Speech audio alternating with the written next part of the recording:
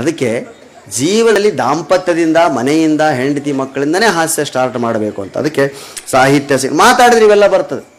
ನಮ್ಮಲ್ಲಿ ಒಬ್ಬ ಹೆಣ್ಮಗಳಿದ್ಲು, 25 ವರ್ಷ ಒಂದು ಸಂಸ್ಥೆ ಅಧ್ಯಕ್ಷಿಣೆ ಆಗಿದ್ಲಾಕೆ. ಏನೇ ಕಷ್ಟ ಬರಲಿ ವ್ಯಾನಿಟಿ ಬ್ಯಾಗಿಂದ ಗಂಡನ ಫೋಟೋ ತೆಗಿತಿದ್ಲು, ನೋಡ್ತಿದ್ಲು, ಒಳಗಡೆ ಇರ್ತಿದ್ಲು. ಖುಷಿ.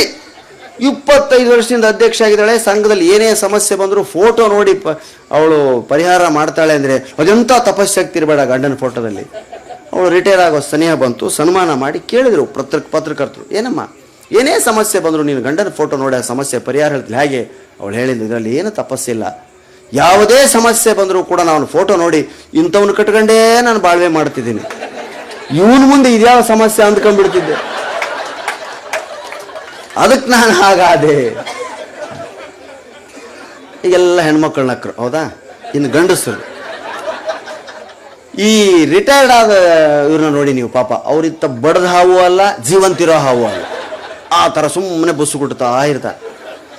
ಹೆಣ್ಮಕ್ಳಿಗೆ ಆಯುಷ್ಯ ಜಾಸ್ತಿ. ಯಾಕೆ ಹೇಳಿ? ಅವ್ರು ಶಾಪಿಂಗ್ ಮಾಡ್ತಾರೆ, ಶಾಪಿಂಗ್ನಿಂದ ಆಯುಷ್ಸು ಜಾಸ್ತಿ ಆಗ್ತದೆ. ನಮ್ಗೆ ಯಾಕೆ ಆಯುಸ್ ಕಮ್ಮಿ ಅಂದರೆ ಆ ಶಾಪಿಂಗ್ ಬಿಲ್ ಕೊಡೋರು ನಾವು, ಹೀಗಾಗಿ ನಮ್ಮ ಆಯುಸ್ಸು ಕಮ್ಮು. Marriage is an workshop. ನೋಡಿ ಎಷ್ಟು ಚೆನ್ನಾಗಿದೆ. Marriage is an workshop. ಇಲ್ಲಿ ಹಸ್ಬೆಂಡ್ ಈಸ್ ಎ ವರ್ಕ್, ಹೆಣ್ಮಕ್ಳು ಶಾಪ್, ಇಷ್ಟೇ ವರ್ಕ್ಶಾಪ್, ಅದೇ ವರ್ಕ್ಶಾಪ್. ಗಂಡ ರಿಟೈರ್ ಆಗಿ ನಡುಮಧ್ಯೆ ಮನೇಲಿ ವರಾಂಡದಲ್ಲಿ ಪೇಪರ್ ಓದ್ತಾ ಕೂತಿದ್ದಾನೆ. ಪ್ಯಾಕಿಂಗ್ ಶಾಪಿಂಗ್ ಮುಗಿಸ್ಕೊಂಡು ಹೆಂಡ್ತಿ ಬಂದು ಎರಡೂ ಕೈಯಲ್ಲಿ ಎಲ್ಲ ಪಾಕೆಟ್ಗಳು ಮುಂದಿನ ಡೋರ್ ಬಡಿತಾ ಇದ್ದಾಳೆ. ಅದೇ ಟೈಮ್ಗೆ ಹಿಂದಿನ ಬಾಗಿಲಲ್ಲಿ ಅವ್ರ ಮನೆ ನಾಯಿ ಬೊಗಳ್ತಾ ಇತ್ತು. ಎರಡಕ್ಕೂ ಬಾಗಿಲು ತೆಗಿಬೇಕು. ಮುಂದಿನ ಬಾಗಿಲಲ್ಲಿ ಹೆಂಡ್ತಿ ಬೊಗಳ್ತಿದ್ದಾಳೆ, ಹಿಂದಿನ ಬಾಗಿಲದಲ್ಲಿ ನಾಯಿ ಬೊಗಳ್ತಾ ಇದೆ. ಜಾಣನಾದ ಗಂಡಸು ಯಾವ ಬಾಗಿಲು ಮೊದಲು ತೆಗಿತಾನೆ ಗೊತ್ತಾ? ನಾಯಿ ಇರೋ ಬಾಗಿಲು ಮೊದಲು ತೆಗಿತಾನೆ. ಯಾಕೆ?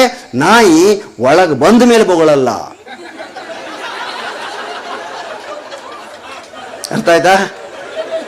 ನೋಡಿ, ಇದು ರಾಜಹಾಸ್ಯ, ಇದು ರಾಜರಿಗೆ ಮಾತ್ರ ಅರ್ಥ ಆಗುವಂಥದ್ದು. ಅದಕ್ಕೆ ಸ್ನೇಹಿತರೆ, ಹಾಸ್ಯಕ್ಕೆ ಮಾತೇ ಮುಖ್ಯ. ಅದಕ್ಕೆ ಮಾತಾಡೋದನ್ನು ಕಲೀರಿ, ಪರಸ್ಪರ ಮಾತಾಡಿ. ಮಾತು ಕಡಿಮೆ, ನಾವು ಮಾತೇ ಆಡಲ್ಲ, ನಾವು ತುಂಬ ಗಂಭೀರವಾಗಿರ್ತೀವಿ ಅಂದರೆ ರೋಗ ಅದೇನೋ. ಇಷ್ಟು ಮಾತಾಡಬೇಕು ಅಂತ ಭಗವಂತನ ಸೃಷ್ಟಿಲಿದೆ. ದಯವಿಟ್ಟು ಮಾತಾಡ್ತಾ ಕೂರಿ, ಪುರುಷೋತ್ತದಾಗ ಡಿಸ್ಕಷನ್ ಮಾಡಿ, ಅದರೊಂದು ವಿಷಯದ ಬಗ್ಗೆ ಚರ್ಚೆ ಮಾಡಿ.